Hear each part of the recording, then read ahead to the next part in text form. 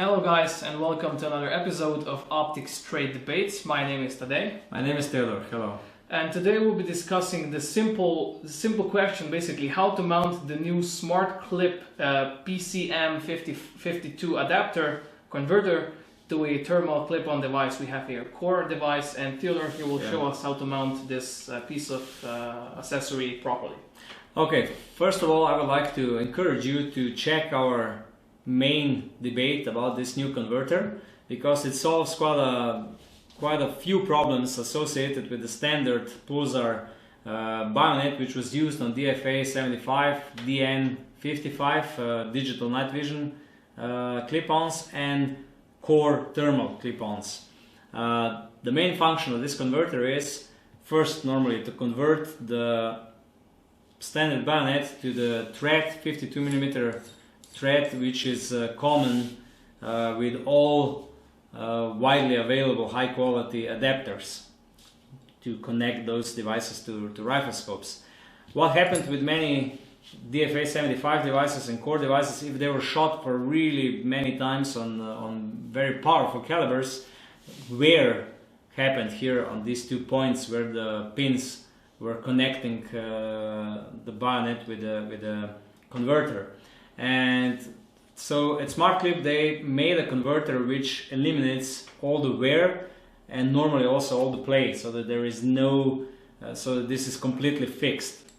We have a really long video about this where everything is explained, but now in this video I will show how this is correctly mounted, because it's important that you mount it correctly. So putting it on, it's really simple. It works the same way like with normal converter. Now you can see now it has a similar play, and like many standard adapters after, let's say, 300 shots of 300 Winchester Magnum or something like that, or 9.3 by 62 powerful calibers.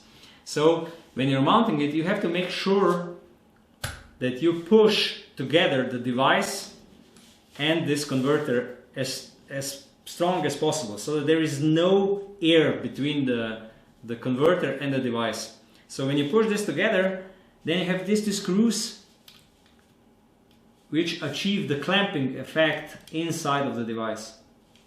So you push the device and the converter together, then you tighten these two screws like this, and then on the other side again you push down the device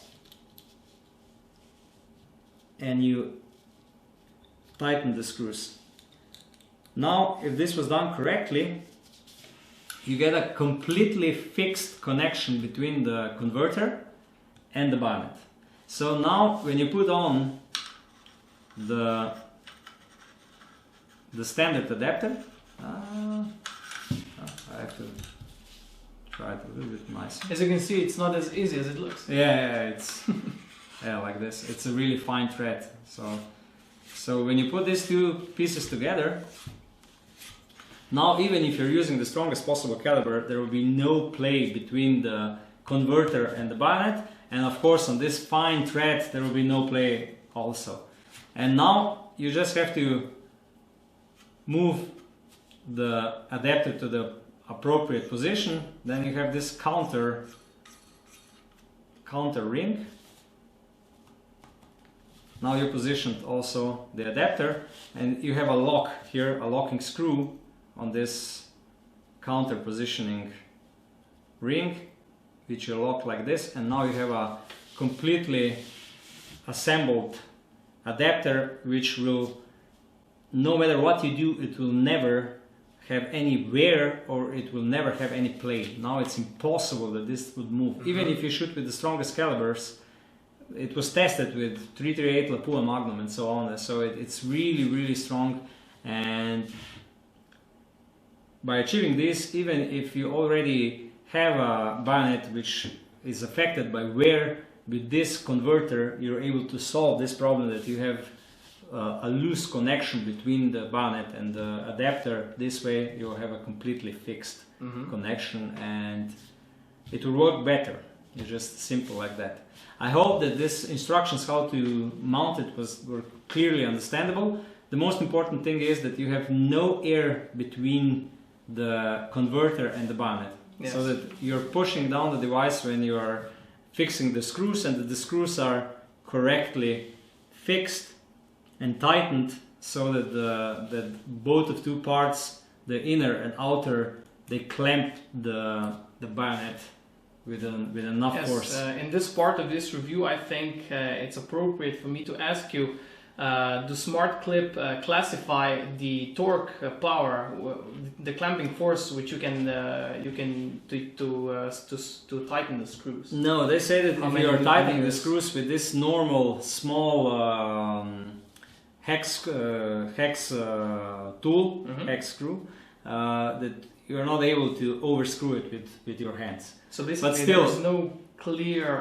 No, they didn't give a value, but I would say you feel when you tighten it enough. You just feel it that it's tightened enough. It doesn't move anymore, and then it works. I wouldn't say.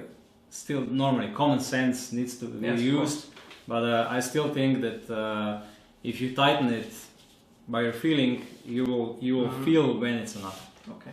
Yeah. Thank you very much, Fyodor. Thank you today. I think we covered most of the questions about this certain topic. However, if you still have any additional questions, don't hesitate to write us an email. Don't forget also to subscribe to our channel and to leave a comment below. Take care. Until next time.